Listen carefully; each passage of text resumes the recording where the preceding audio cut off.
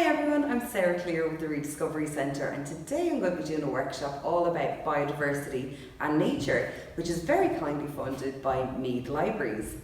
So what is biodiversity? It's basically all the different living things. So if we're talking about biodiversity in our garden, be things like the trees, the plants, the grass, would also be the insects, be all the teeny tiny little bacteria living in the soil and other microorganisms. It'll be the insects and the bees and spiders, ants, to all the bigger kind of animals as well, like your birds, and maybe you've got a cat as well. So all of that is biodiversity. It's everything from the teeniest, tiniest things that we can't see with our eyes, and we have to use a magnifying glass or a microscope, up to all the bigger animals as well. So it's all the different kinds of living things.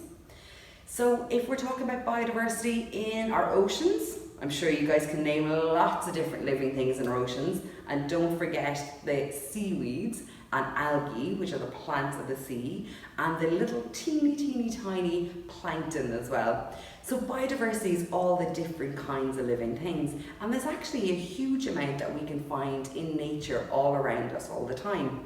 So something great you can do is to actually go out and explore nature, explore biodiversity. This can even be in your garden. And you can use very simple materials at home, so things like little containers and stuff like that. If you're putting a lid on it, just make sure that you put in a couple of air holes, because you don't want any of your creatures to die while you're examining them. You could use things like yogurt pots as well, and if you have them clear, you can actually look in and see what your animals are doing. But again, if you put anything that flies in here, it's obviously going to fly away, so just be wary of that. Other great things are little containers like this one as well, and just make sure that you have it open slightly. There is a lid in it so that the animals are getting air. Now the other thing is you need to be really gentle with any animals that you're using, because they're very delicate. So a really good thing to use is not a kitchen spoon, but if you have a specific spoon that you're going to use for bug hunts. Don't use it for eating your ice cream afterwards though, and it'll need to be very well washed afterwards if you are putting it back into the kitchen. This can be great for just scooping up very gently little animals and putting them in. So anytime you're collecting animals, make sure you always put them back after about 20 minutes back into the same spot that you found them. You could actually make a bug viewer as well, so just using a milk carton, just cut off the top, put on a bit of plastic, make sure there's air holes, and then you can put in little things like grass or leaves or whatever your animal might eat, and then you can keep them for slightly longer, but I wouldn't keep them for any longer than an hour, because it's not really fair to the creatures. So you can do some amazing bug hunts out in your garden. Some great places to look are dig down into the soil, or have a look at the underside of leaves. You often find some amazing creatures there as well. And this is a really good time of year to be looking for different caterpillars and larvae and things like that. So you can find some great resources online, and you can get these things like this as well. So this is how to identify different creatures, and this is one that I got from the National Biodiversity Data Centre. So it gives you loads of information. This one here is all about dragonflies and damselflies, which are amazing creatures that you might find. So you can find lots of information. One of my favourite creatures that you find in the garden is called the shield bug. And they're a type of insect, and their body looks a bit like a shield, and there are some absolutely incredible different ones of these in all different colours as well, so you can actually really explore. So anytime you are doing a bug hunt, bring out a phone with you, or bring out some kind of information to learn a bit more about the creature, and have a really good look.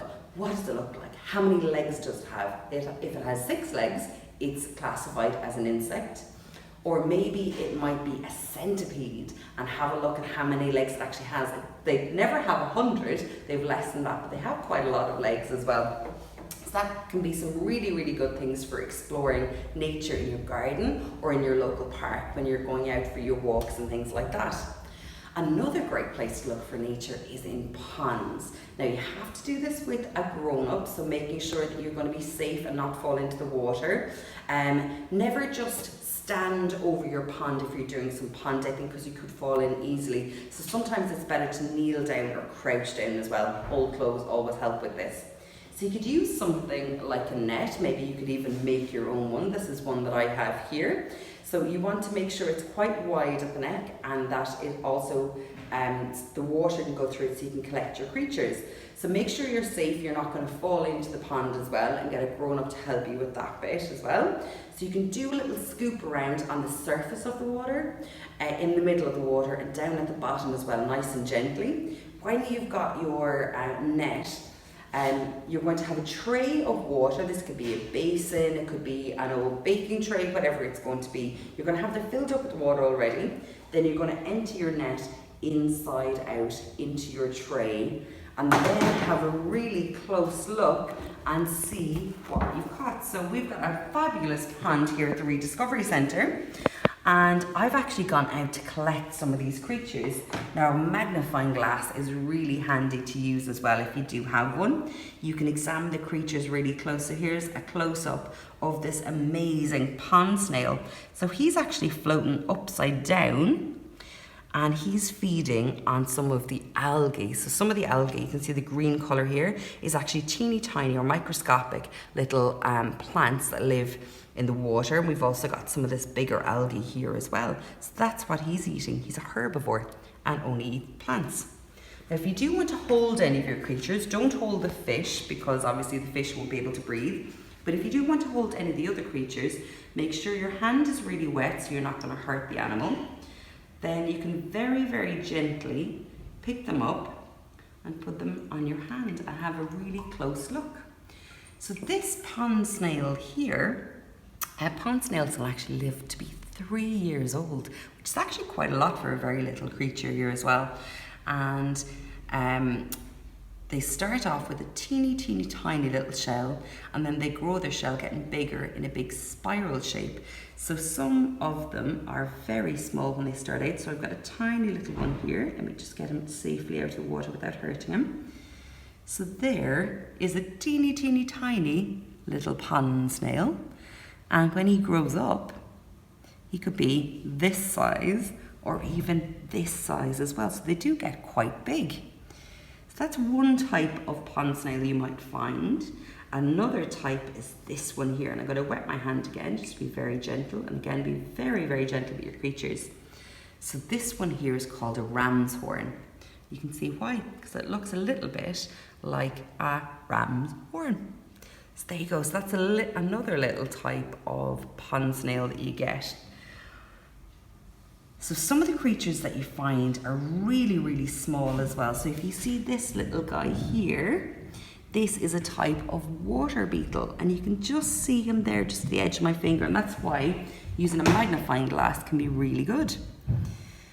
So some of the creatures are teeny tiny or even microscopic, and some of them then are going to be a lot bigger. Here I've got two little stickleback fish. These are native fish to Ireland, which means they've always lived here. And they've actually got little spines on their back as well. And they're amazing to watch. So it's really good to collect a tray of all the different animals, and you can examine them closely and try and figure out what they are. So some of the things you can find online are things like this. So this is a freshwater trail, name trail, and you can figure out, is what you have a worm? Is it a type of pond snail? Is it a type of larvae as well, like a dragonfly larvae? Is it something bigger as well, like a water beetle? So you can have lots and lots of fun discovering what your creatures are. Now, you always want to put the creatures back into the pond. Don't bring them home, because they won't survive and they won't like it as well. So put the tray right underneath the water and then empty it. And again, you can get a grown-up to help you with that. So here's some other pictures of things that you might find around ponds. So frogs that we all love, and the tadpoles. So around this time of year as well, your tadpoles are going to start getting bigger. They're probably going to have arms and legs and stuff as well, and should be turning into froglets. Other things that you might find or you might see around are things like this. So this here is the larvae. So it's a young or juvenile type, and when this grows up, it's going to get bigger and bigger until eventually it's going to clamber out of the water onto one of the pond plants, and then it's going to turn into a flying insect. So there's amazing, amazing things that you can see as well all around you. Now the other thing you need to think about when it comes to ponds, after discovering all these amazing creatures, what we want to make sure is that no pollution goes into the pond and kills all this amazing life that's actually happening. So make sure you never litter. Anything you bring with you that you take away again, so make sure there's nothing around it. And we also want to make sure that there's no chemicals or anything like that going into any water systems. So again, lots of people need to make sure that they're looking after any ponds and water systems around their area. So guys, that's just a little bit about nature as well. So something that you can do and explore at home, or when you're traveling around, going to different places for a little bit of a break. You can find amazing things, and there's so much happening underneath the surface of the water. It's really good to explore and just look and see what's out there. So I'm Sarah Clear from the Rediscovery Centre, and thank you very much to Meath Libraries. If you guys want to take any pictures or send any videos, you can send them through the social media for Meath Libraries and the Rediscovery Centre. Thank you, and we look forward to seeing your pictures.